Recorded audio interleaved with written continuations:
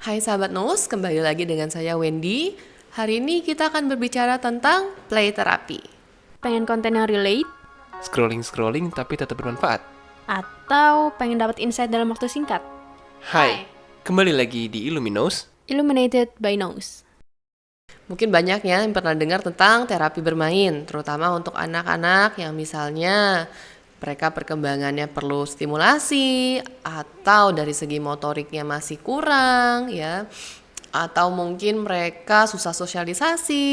Ada juga yang kadang ingin meningkatkan hubungan antara anak dan orang tua, bonding, atau meningkatkan skill set tertentu. Play therapy merupakan salah satu pendekatan berbasis fun. Biasanya menggunakan alat seperti misalnya pasir, mainan-mainan squishy, terus puzzle, atau kadang pakai balancing board, beam untuk jalan, boneka, trampolin, kapas, dan aktivitas-aktivitas lainnya sesuai dengan kebutuhan dan tujuan terapi. Di play terapi, biasanya anak diberikan lingkungan yang nyaman. Jadi lingkungannya cukup kondusif untuk mereka bermain sambil meningkatkan memang hal-hal yang ingin ditingkatkan. Dan biasanya di dunia anak-anak mereka berkembang dengan bermain. Jadi dengan terapi bermain, interaksi dengan terapis dan juga anak, atau kalau misalnya kadang orang tuanya dilibatkan, interaksi antara pihak-pihak yang terkait lah yang membentuk kondusif atau tidaknya lingkungan. Ketika lingkungan itu aman bagi anak, membuatnya merasa nyaman dan mereka bisa mengekspresikan diri ataupun beraktivitas tanpa merasakan tekanan dari lingkungan dengan bebas, itu salah satu bentuk katarsis dalam play therapy yang bisa mendukung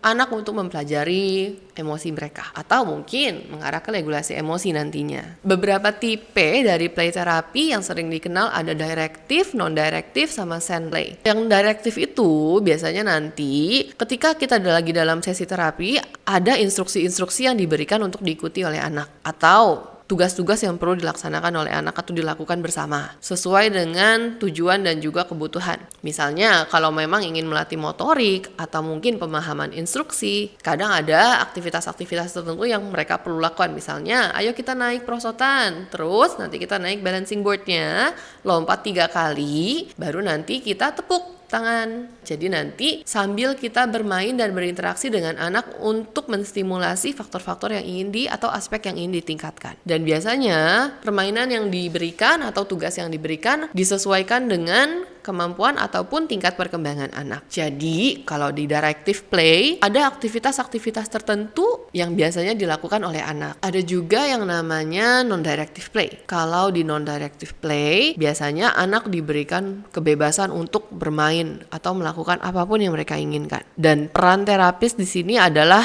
pendukung untuk memberikan lingkungan yang aman dan nyaman.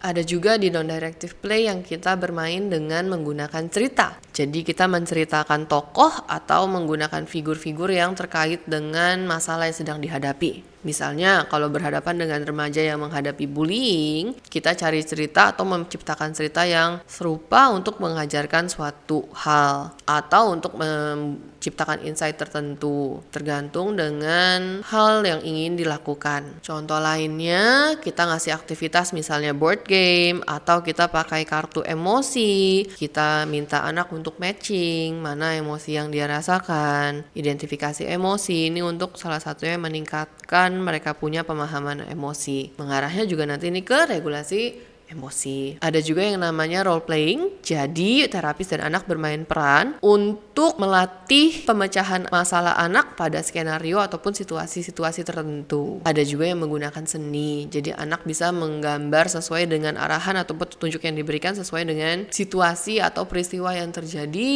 untuk nantinya didiskusikan. Yang pasti dalam melakukan terapi, aktivitas dan juga permainan yang diberikan, cerita yang dan juga konten yang diberikan itu akan disesuaikan dengan kebutuhan anak. Begitu pula pada non-directive play. Kalau non-directive play, anak biasanya dibiarkan bebas bermain. Ya, jadi ada alat bermain di sana, misalnya pakai pasir dan kemudian ada peralatan main lainnya di satu ruangan itu. Dan peran terapis di sini adalah untuk menciptakan lingkungan yang aman dan nyaman bagi anak untuk bermain tanpa tekanan dari lingkungan. Biasanya terapi bermain digunakan untuk untuk membantu atau mendukung ekspresi anak ketika mereka menghadapi trauma, situasi yang mungkin membuat mereka nggak nyaman atau mereka sulit untuk mengekspresikan sesuatu. Karena kalau anak-anak kadang kan mereka kesulitan untuk mengungkapkan pikiran ataupun perasaan mereka menggunakan kata-kata. Beberapa tujuan yang ada pada play therapy adalah untuk meningkatkan emosi regulasi anak atau ingin meningkatkan kemampuan anak untuk memahami emosi, bersosialisasi dengan orang lain, memproses trauma atau emosi-emosi yang negatif atau emosi yang sangat intens, menstimulasi kreativitas, fleksibilitas, atau membantu anak remaja atau mungkin kalau memang dewasa yang play therapy ya, membantu untuk memahami pengalaman ataupun hal yang mereka rasakan. Dan terapi bermain itu sebenarnya biasanya digunakan untuk anak-anak atau kadang remaja, tapi memang ini bisa juga pada situasi tertentu digunakan pada orang dewasa. Karena pada dasarnya kita semua senang bermain. Jika kalian atau ada orang yang kalian kenal yang mungkin butuh bantuan profesional, silakan cari bantuannya. Sampai jumpa di video selanjutnya. Dah.